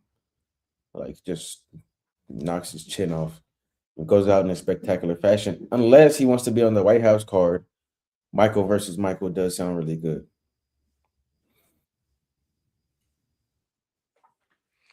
Milton? Well, if this was only 3-4 days ago, I would have Michael Johnson. But since it's not, and we're in March, springtime, and St. Patty's coming up. St. Patty's is coming up, by the way. Is he Irish? St. Patty's from is coming Nebraska. up. So, okay, chill. Origins. All right. Let's and he's probably not Irish, actually. He got a really good tan. Irish people don't tan. Okay. But I have the fucking male. Yeah. I got Drew Dober, second round knockout. Gonna knock Michael Johnson out because he always does. Not Michael Johnson, but I've said what I have to say. All right. I'm going off of just say he always knocks out the black guy. All right. That's all it's history. It's history says he knocks out black guys. Okay. Well, I'll go. Go ahead. I got Drew Dober, second round KO, not TKO, KO.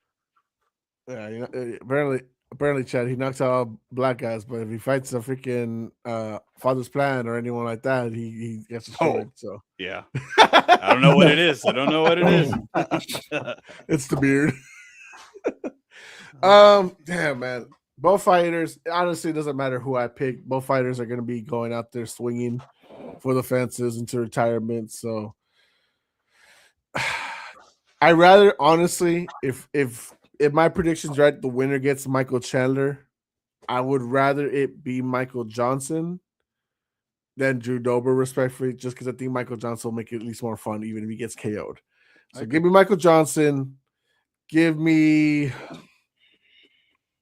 third round TKO over Drew Dober.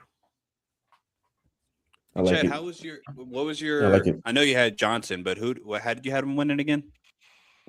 Same thing as Jose. Late. I said late round 2. Round 3. Oh yeah, duh. Okay. And he says racially motivated Dober. Yeah. Hey. Back history month is over. Now Dober's ready to go in there. I can't believe Michael Johnson let this happen. Well, maybe he wants to prove a point. Maybe that's what it is. But I would have done it on Black History Month. What do you mean he let this happen? Like if there was like really like his choice, like he's such That's fair enough. He's such. I would have saw the setup. I would have been like, wait a minute, March 3rd. Or Huh. maybe that's what he Interesting. accepted. Maybe that's what he accepted. He accepted the fuel. He wanted he wanted to feed the fire. Okay. We'll see. Oh, I can't wait till this fight now. Go ahead. Well, it should be interesting. All right, and the final main card fight. It is Gregory Rodriguez versus Bruno Ferreira. Interesting middleweight fights is really put on the card. I'm not really like hyped to say this should have been opening the card, but Chad, how do you feel about this fight? Is this even something that you're like you wanted to see? Yeah, I actually do want to see this fight. I really like Bruno. I like how he always has a size disadvantage, but he fights so hard. He's a really good fighter. Um, and both of these guys, they have really good takedown defense. So it's probably gonna be a stand and bang. I'm pretty sure Bruno is he's gonna have to try to grapple and get his hands on a RoboCop, just because he's a shorter fighter. I think RoboCop has he only has like a 3-inch reach advantage. So it's going to be a good fight. Bruno, he always finds a way to get in there and with these taller fighters, just because he's a middleweight, and he always makes it a good fight. So I think it's going to be a better fight than what is leading on. Um, I don't want to say it's like a good opening fight or anything, but it's pretty sure it's going to be a good fight. Any fight with RoboCop in it is a good fight, and what Bruno has showed us these last couple of fights, he always comes to fight. So it's going to be a good one. It is interesting because this is a rematch. Yes, So y'all are insane. Watch the first fight, fellas. Or you'll probably remember it was a disgusting knockout. Bruno Silva knocked RoboCop out cold. I didn't see it coming. I thought RoboCop was going to win because of everything Chad said, the disadvantage on Bruno.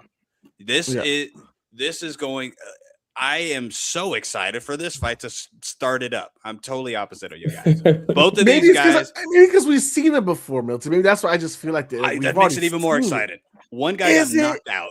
Yes, it was complete fireworks the entire part of the fight that it lasted. And Bruno, even like if you look at their martial art history or what they're best at, you're going to see RoboCop, Bruno Ferreira, black belts. Bruno Ferreira's a black belt in judo. You'll see that, and that could be boring. You're like, oh, two grapplers. These guys don't use it. Both of them don't. All right, both of them do not use their grappling. All they do is strike. Okay, so this is going to be fireworks. This is probably going to be the least amount of time in the cage on the main card. The least amount of time. It's going to be a first round, whatever way you pick, in my opinion.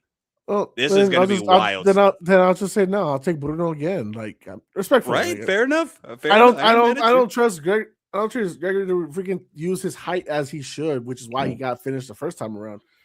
This is one of my things. Like when you got this big freaking advantage, like right there, like what 5-6 inches height difference. Sure. You don't use your height well sometimes for whatever reason. You're just like, all right, let me get in there with you. Like, what? Why do you bring yourself down? What? And you want me to see that again? He's gonna get KO'd. No, so RoboCop. Look, everybody that hasn't watched, it's a fight that anybody should want to watch. It's a fun fight. He got caught. Bruno did I think it was an overhand, right? I could be wrong, but I think it was an overhand no matter what. And he caught him. That's it. You get caught. That's it. You get caught. And everybody gets caught. It happened. Well, not everybody, not if you're Habib. But okay. Sorry. But RoboCop is that was funny. RoboCop is a very, very good striker, and at the last couple of fights, he's really mixed it all together well, as he should have been doing. He should have been doing. He could have. I don't think anymore. He could have been a champion. He is a champion grappler, and has one striking knockout power. You know what I mean? And decent cardio for his build. Not good cardio, but decent. So this is just this fight. Yes, we've seen it before, but because I've seen it before and how it panned out, I really can't wait to see this again.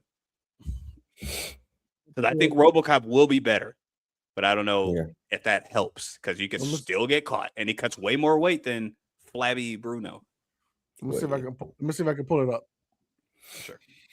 Well, yeah, it's a Mm-hmm. yeah. Oh, you're talking about the fight? Oh yeah. Yes, please. Like watch the finishing sequence. Okay, No, I yeah. see it. I see it. Okay. Mm. Yeah, it's gonna be a fantastic fight, dude. Yeah, but again, he got in there, he let himself get hit, and then he backed up. Yeah. Well, unfortunately, tall fighters, I don't know what it is. They, other than John Jones, he just got caught. Okay, left straight. My bad. Mm-hmm. He got knocked out on the ground with the right hand. Okay, yeah, right on. Hands completely down. Yeah. So, well, RoboCop, I don't know what he thought. I think he hurt him initially, or I forgot, but we'll see. I think RoboCop should have learned from that. It seems that he has from his last couple fights, from his last fight at least. Yeah, we'll see. I can't wait for that post. Like, I forgot it. I said it as a post. It was short notice for Ferreira. It was short notice for Bruno. Right, so, that's why he was supposed to lose. Okay, yeah, that's why he wasn't supposed to be all that. Right. And he was like weeks notice or something like that. So okay, I'm going Bruno again. Fair enough. I'm not mad at you. But Chad, what do you got? Good. I'll take Bruno again. That was his first fight in the UFC, so shit. I feel like he's gotten better. I know RoboCop has gotten better. He's facing better talent since then, but I really like Bruno, so I'm excited to see what he's gonna do after this fight. Give me Bruno. It probably could be a finish, but I don't think it's gonna be as early as it was. For the fuck's sake, give me Bruno round 3. TKO or KO? TKO. Milton? All right. I'm not confident on this. Black History Month? Well, hey, RoboCop, I don't know what. Brazil is a tricky place. I don't know. But all right, let's talk about the fights. RoboCop, it's rough because I said this to whomever I was talking to. Chad, I swear it was you. I don't know. Maybe it was somebody else. Whenever I was talking about this fight, whenever it happened, I for sure was confident RoboCop was going to starch Bruno. Whoever I was talking to. Oh, you're talking about the first fight? Yes, because now I'm glad that y'all brought up exactly what was going on, because that makes sense on why I was so confident in RoboCop. Because when he got knocked out, I was confused. Like, okay, this is wild stuff right here. And in Bruno's nickname, Baby Hulk or something like that, right? Yeah, the Hulk. Right. Yeah. So that's when I saw that, and I said, okay, well, maybe this guy just and then whatever. Okay, and nonetheless, I don't think he's going to surprise RoboCop this time. I could just be being a numbnut right now, but I'm gonna go RoboCop gets the finish round 2, and I think it'll be a TKO as well. Probably looks like a knockout, but he'll have to finish. He'll have to go to the ground to get the work. So TKO. RoboCop. Crazy enough, both same age, but two different vastly experiences in the cage. Sure. I'm gonna go with Bruno. I've already been saying it for like the last 5 minutes. I'm not even hiding that. I will say I'll agree with you, Chat. It does not finish that early, like in the late first. It'll finish late second. I'm gonna drop him again, finish him. Ref's gonna come in. Hopefully it's not her, because if not, it's gonna be extra punches in there, and it's gonna be game over. So I got Bruno waiting back-to-back fights against RoboCop. Okay, I don't. Yeah, we'll see. I RoboCop really, I wouldn't even say surprised me. Well, he did surprise me, or maybe Kopylov surprised me. The way he did Kopylov, it's like, oh, okay, I wonder if they originally wanted something else and they just booked this rematch because they wanted something else. Yeah, I think the rematch for sure. It's a weird rematch. That's what I'm saying. Like, it's not one you're craving for. Right. It was a knockout too. Bruno was supposed to fight Paulo Costa.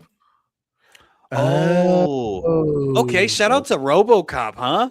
He said, "No, I want that get back, man." So RoboCop is coming in like you know what? I'm late notice now. Now you gotta get ready for me. I respect that. Like, however it goes, I hope it's not like embarrassing, but respect.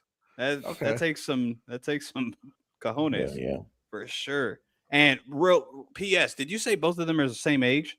They're about the same age. One's like We 34, one's 33. Okay, well, somebody check what RoboCop is. Whatever it says, we need to have an investigation on Brazil. Oh, are you saying he's having one of those? Jose Aldo. De-aging? Yeah. Get out of here. This guy is freaking like 50. All right, I don't care. He's like no, I wasn't gonna use Jose Aldo. Who the fuck was I gonna use? Who's Jose the Aldo for sure. That guy's like almost 50. I knew it. I just what know are you it. talking about? How Jose started at the end of as the last couple fights. He's 60 and he's training 48. 60, yeah, probably pretty much. Fucking, he's a fucking experiment. He's the damn Captain America in Cuba. 100%. It's like it's like a mutant ninja turtle, but not a turtle. Experiment. Yeah, both of them. Because look at RoboCop. Look at that guy. Yeah, for sure. At least 10 years.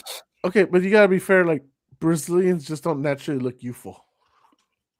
Bruno looks all right. Maybe he's not fully Brazilian. I said naturally. Okay. To start the main card, everybody needs to watch this fight. This is going to be wild stuff to watch. Gregory looks like he could be my uncle. Gregory looks like he could be my uncle, and I'm a year older than him, supposedly. So you're right. See? No, there's no way, dude. I don't care. There's no way. There's no way. And it's always, from Brazil, and then you see it's like, 32. And you're like, what the heck is this? No, he's not. No, he's not. Zero chance. Yeah, I don't know what VADA testing does in Brazil. Did y'all see that news? I think it was USC basketball, the men's basketball team. They kicked out a player off the team or off the school completely because he faked his age. He's actually he's not a young guy. He's 32. Dang, he looked good or something. He looked young, huh? No, there was some guy about in USC that apparently was 32. He must have looked young, huh? You have to look young. Yes, you can't get away with that. Well, there's some old young guys. So but but at this point, like college, like NCAA, they're allowing people to play for 7 years. Like, they're not even in college that long. That's kind of ruining. Yeah, right. Imagine being like, as parents, that you have a son, and let's say he's a high school recruit. Boom, gets recruited by some colleges, and you're playing up against grown men. Come on, it's your first year. What am I doing against this guy?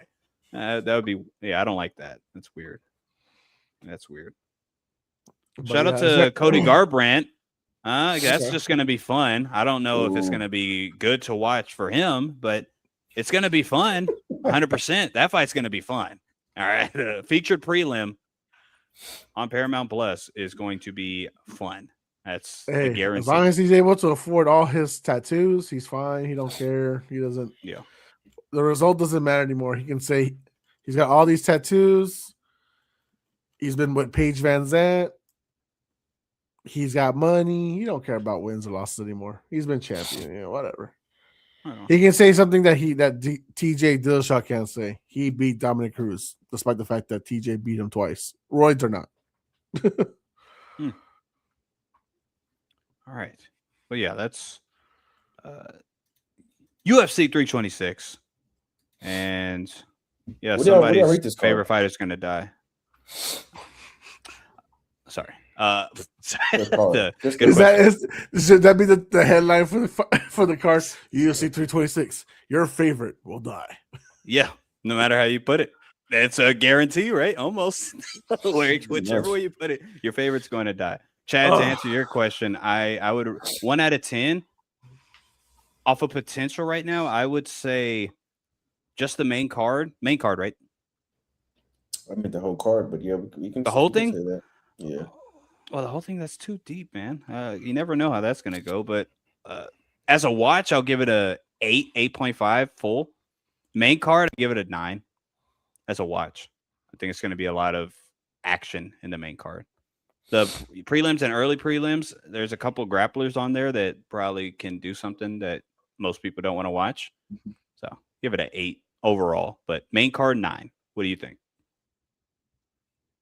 I'll have to say 9 too, and that's just because of the main event, high touted main event. Yeah, if that was something anybody else, it'd probably be an 8.5. I'll be honest.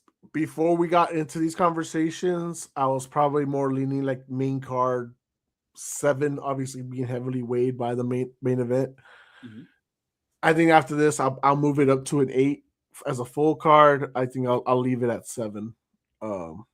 Just because, like you said, Milton, there's guys that are in the unknown, but if you know that they can do something. Like these are like this is like for. I would say like for us, like we want to like really see detailed every fight. This would be that kind of fight. If you're just looking for the main card, that's a different story. Which I think most situations, most people are just looking for the main card. Of course, yeah. But for like the rest of us, we want the little details. We want to see, okay, in 2 years, this guy I've been watching, he'll be competing for top 15 conversations, like that. And I knew ahead of time, boom. So by the way, Milton, I don't know. Obviously, we didn't know each other at the time. When Islam Makhachev was on his short rise, like his third fight in, I was like, future UFC champion right there. There's some fighters you just, well, there's a couple, but the one I could think of is, probably not anymore. He's not in the rankings. Shavkat. After his second fight, I said, all right, that guy's gonna freaking kill people. If he's healthy, it still could happen. Still could, but right now it's not looking good. Sure, yeah. It's not. It didn't happen because he started losing. He didn't be turned into Michael Johnson. It's health is keeping him back. So yeah. Well, also, real quick shout out on the. I think it's the early prelims or the prelims. Dante Johnson. Yeah, he's a guy that you want to keep an eye on because he's going to get against Cody Brundage, and Cody Brundage is a good UFC MMA fighter. He's just an idiot.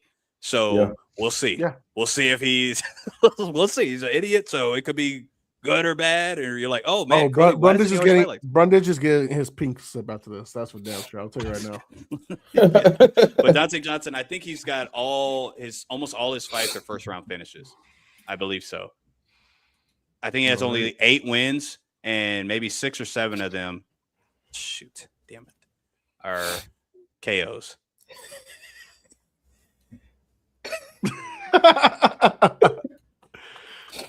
While we're on the topic of these young fighters with first round KOs, I don't know if y'all seen this fighter. I meant to say him earlier on the Strickland Hernandez card.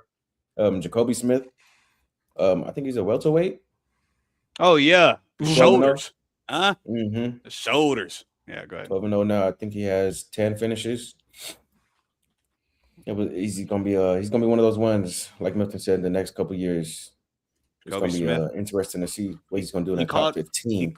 He called out Kevin Holland, but Holland has a fight. So that was a good call out, though. Very rookie mistake. So, but I agree. They have him labeled at 12-0 with 9 knockouts. My bad. I said 10. No, Jacoby. Yeah. Right on. I think most of the first round. Good prospect, man. Very, very good prospect. 9. Yeah, 9. We'll see how he does. But yeah, guys, that's all I got for 326. Obviously, the following week, ladies and gentlemen, if you even care, it is Josh Emmett versus Kevin Valles. That should be an interesting one because Valles has only got 1 loss in his MMA career, and Emmett's the gatekeeper for the featherweight division. So yeah, that is going to be interesting situation there to watch. Overhand or bust, Emmett. Yep. You suck. Sorry. Oh damn! I've been backing him up for so long, man, and he's just always and then miss, and then he's not doing anything. And miss and not doing it. You suck, Emmett. Get out of here. And then he's still talking about my story's not done. I could still. You're in featherweight. Shut up. Gosh. All right, I'm done. As of right now, we have a fight card every week going all the way down to. I'm trying to Google this. Right? Is this all correct? Until May 2nd, which is Jack Della Maddalena versus Carlos Pratis. Nice. We have nothing but fight night cards. One pay-per-view, UFC 327. Rest of the way. By the way, we haven't talked about this. How do we feel about the two-time light heavyweight champion Alex Pereira vacating the title? So now it's Yidi Prochaska versus Carlos Ulberg for the title in Winnipeg, Canada. No, that's not right. That's the wrong card. Miami, Florida. And Alex is moving up to fight most likely either for the interim heavyweight title or John Jones. How do we feel about that, guys? What you think, Chad? I'm probably Chad's not like, going to be. I told you about positive. Ulberg. I told you Ulberg be here. Yeah. Oh yeah, he did. Yeah. Yeah. But stick with Alex real quick, and then we'll. Okay, Alex. Man, what else was he gonna do? He told us all along he wanted to go for the third title shot. There's really not much left for him in light heavyweight. He's defended his belt multiple times. Beat them all. Yeah, so I mean he hasn't really cleared out the division yet, but at this point he's beaten all the big names. Yeah, man, I would say go for it. This is what the fans want. We want big fights. You defended your belt. You have all the right to go up and fight John Jones because I'm pretty sure that's who he's going to fight. I'm pretty sure it's going to be a White House fight. Probably going to be the main event. Yeah, man, that's what all the fans want, bro. I just don't know I don't know what's going to happen. I'm very confused on the move. Not because that he doesn't deserve to try to, chase his dreams, sure, and chase greatness at that, which someday we need to talk about because a lot of people are saying put him already on Mount Rushmore. We need to talk about that. We can debate that. If he fights John Jones, it's not going to be for the title. He's not the title. They script him. He's not the title. So if he's on the white card, unless they want to label it interim or BMF, dumb shit like that. That would be god, no, still wouldn't be that. If he does fight John Jones, one, super dope for Paramount and casuals and all that.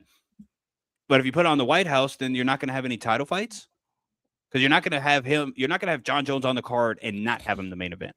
You know what I mean? So that's probably, in my opinion, you can still have title fights underneath that. There's been at least one card where the main event was non-title. Yes, and I can't think of that. Wasn't either the first or the second McGregor Diaz fight with a title fight underneath. There was one. There's been one. Somebody look it up. I'll look it up right now. All right. There's no way. That would be crazy. But also going up in heavyweight, if he fights for the interim and he fights Cyril Gahn, okay, that's cool. Like I think that'll be dope to watch. Two kickboxers, fantastic to watch. But it doesn't really do anything still because he's still not going to be. If he wins, he's still not the real champ. So I don't get it. And yes, I was right. The first Diaz McGregor fight, the co-main event was Miesha Tate versus Holly Holm for the bantamweight championship. Oh, women championship. Yeah. Sure. Oh, don't discredit because of fair enough. No, fair enough. I give you props. Yeah, fair enough. I knew McGregor headlined over a title. I knew. Yeah, I was just thinking the merit. There's no way, but women's MMA, sure. Yeah, fair enough. I bet. Okay.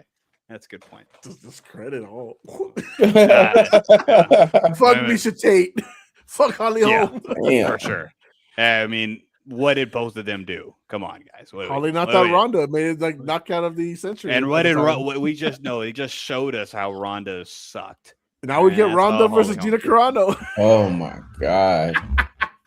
Jose, I didn't want to talk about it then. I don't want to talk about it. Don't care. But okay, so as far as for the Alex situation, I think it's great. I think no matter what, if he didn't feel like he wanted to get a Magomed 3, because honestly, who was craving for it? Respectfully, I think Magomed proved his part in the first fight. Alex proved his part in the second fight. There was really nothing to be like, I want to see Magomed Pereira 3. No, I think we were good with that. Now, I find it interesting. Maybe Magomed's hurt that he didn't get the title shot over either Ulberg or Prochaska, especially since he had a feud with Prochaska when he won the championship. Mhm. So I was unless he's hurt, I'm assuming that's why he didn't get the title. I think so. I think so. But for Pereira, you're right, Milton. I wouldn't put him Mount Rushmore or anything like that. Top 15, top 10, if you want to have your personal list and stuff like that, okay, we can have that conversation. But top 4, one of the greatest of all time, no, not right now. He is a 3-time champion, but in 2 divisions. Could he make history and become the first 3-division champion, 4-time champion at that point? Yes, but I'll say this, like I tell you guys all the time, I don't give a fuck for your interim title reigns. I don't count you as real champions. So if you're trying to tell me that Alex Pereira versus Cyril Gane is for the interim title, he's not a legitimate 3-division champion. I don't care what they say. And y'all know I love Alex Pereira. I think Poatan is one of my favorite fighters to watch. But I'm not gonna put that title on him respectfully until he's undisputed or the lineal champion. So if Dana wants to go ahead and be a dick and just strip Tom Aspinall of the title and just say, you know what, now it's for the lineal title. All right, okay, right. Which we could see, and it'd be crazy. Not the right thing to do because it's not fair to Tom. But no, I could see them doing it. You're gonna reward Cyril Gane for cheating. That's what they're gonna do. That's crazy. That would be wild. But I could see it too. You're right. It's UFC. They love them some Poatan. I think it's crazy. The reason that they're not going to book McGregor on the White House is because they don't want him to main event it, because obviously he's going to have to. Trumpet wants all Americans to win that card, and that's why I don't know how they're going to book. By the way, how y'all feel about UFC White House? They're not going to book it right because they want nothing but Americans to win. Who said that? Well, it's going in the rumor mill now. I bet you that they're going to. That's why you haven't heard a fight announced yet. Sure, because they're trying to find, because they're like, well, we wanted to Poirier Gaethje. I think Luke Thomas, and then we're talking about it, and then they're like, but they don't want Gaethje to lose. Exactly. Well, they know Gaethje will lose, but they don't want that at the White House because then America loses. Right. So like, how do you book the White House at that point? Like if you book John Jones versus Pereira, you know, probably most likely Jones is going to win because of his style matchup. Mm-hmm. If you book Pereira versus Gane, you know, it's no loss for the U.S. because Brazil and France. Yeah, no one's repping the U.S. at that point. Mm-hmm. So I don't know. It just depends. As far as Prochaska Oberg, I think that's exciting. So great for them to have that shot. But as far as the White House, I think it's in shambles already. The White House, I wouldn't say shambles, but I am interested in seeing the first fight announcement. Because we're still not going to know much, but I'll at least be able to gauge and gain an idea. I feel like go ahead, Chad. I feel like they're going to announce the whole card at like one time. Like 1 a.m. tonight. That would be wild stuff. Dana's going to go on his Instagram live. Dana sucks. Yeah, the UFC White House card. Yo, you ready? Right. Oh, he's just going to list everything off. Just with what's up, everybody? Right. Yeah. Gosh, this guy. Get another promoter. He did great. We need all UFC fans owe Dana White a thank you. He's invested in other stuff, man. Like, get him out of MMA. Just saying. But like Hunter Campbell do the stuff. Like let one of them guys do it. Yeah, you want the Zuffa boxing, you want Conor Ben and all of them to get go over there then. Fine, cool, fine. Which is 15 mil is crazy. He's not even matchmaking. Dana's not even matchmaking. Hunter's all doing that now, yeah, of course. That's what I mean. Like, I don't he's just a face. You just need a face. That's all it is. You can still be the face, but let somebody else deal with the promotion. Like promoting. He was good at that back then. Now he's not doing anything. It's stupid, dude. Yeah. Exactly. It's wild. So, I mean, we'll see. Supposedly the White House card is going to be announced this week, but they've been saying that for like the last 3 weeks. They did. I hope so. Fingers crossed. Let's see. I hope so. It would be nice because I would at least like to get at least the main event. At least that much. Main, co-main. Maybe just give us something. Give us some little scraps, please. And if the card's only going to have like 6 or 7 fights, like they're saying, then I mean, just do what you can. I mean, obviously. I never thought this was going to be an 11-12 fight card. Yeah. 6 or 7 seems right because I'm not going to time myself out, Milton. This is literally what the reports are saying. Shut up. I already timed myself out. You saw me twice. Go ahead. Sorry. All right. I'll put someone on timeout. Anyways, chat.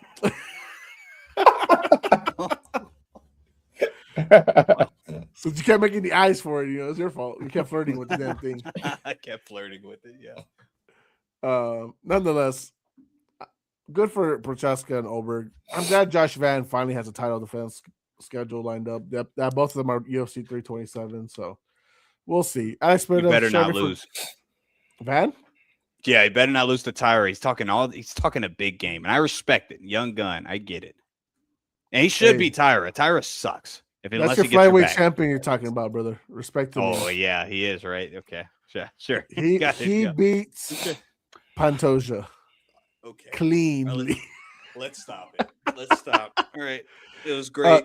Gerald has one question for us. What do you think about Biggie Boy? Was he a good fighter? Greatest for South America? Surname. Hell yeah, he's a good fighter. Yeah. Just didn't have good takedown defense. Shouldn't have been cut. Should not have been cut. I agree. That was a weird thing to do. Yeah. Very weird. I don't. He was a very good fighter. It's just matchup wise, he had limitations. Yeah, when he had to face the top guys, it was a different story. Okay, here's my thing. Like, we're talking about the heavyweight division, like it's sexy right now. Like it's how it wasn't scored. It's in its worst time now ever. Agreed. And 100%. Mickey Boy was not a guy you would cut for that situation. You would keep him around because it's ugly. Right. You put him against another striker, it could be fun. He did become more hesitant, and that's probably why they cut him, because even in striking, he would not throw sometimes. So, but he was overall, I mean, skill set wise, dude is very, very good. He's elite. Yeah, elite kickboxer. Award. But like, he beat Tuivasa, then this is his next fight, cut. Tuivasa is on a 6-fight win streak. I'm still here. Doesn't make sense, man. No, there's no criteria of it. It's just, do we like you? Plus, do you make the company have more eyes? It's a lot of those kind of things. It's no actual criteria. I honestly look think at Cowboy. Who, Biggie Boy? Yeah, just because of the way he's been fucking people up outside the UFC. Oh, has he? Good for him. Yes, he had some legal troubles like last week or so. I saw that. Which is why I was interested with Gerald, but asking us about him. I was like, oh, he literally just got in trouble like a week or two ago. Yeah, I saw that. That sucks for him. Yeah, good for him if he is winning. I mean, but this is a division. This is literally a company that hired Greg Hardy, like just to be whatever, right? Not a real MMA fighter, that former NFL player. You finally get to see him beat on men, not on women. So, like, come on, let's bring some validity back into the freaking heavyweight division. The heavyweight division used to be something to be proud of, and whatever. If you want to abolish the heavyweight division, like abolishing the flyweight division, go ahead. They would never. Right ahead. They would never. Heavyweight's too much of a moneymaker. Yeah, too much. Now, if Tom, who's the money? The way they're doing Tom, that's the crazy part. The way they're doing Tom, because he could eventually be your moneymaker. At that big heavyweight guy that's just beating the brakes off of everybody. And you're doing him like Dana, when Dana speaks about him, the way he speaks about him, like he's just a quitter or something. It blows my mind.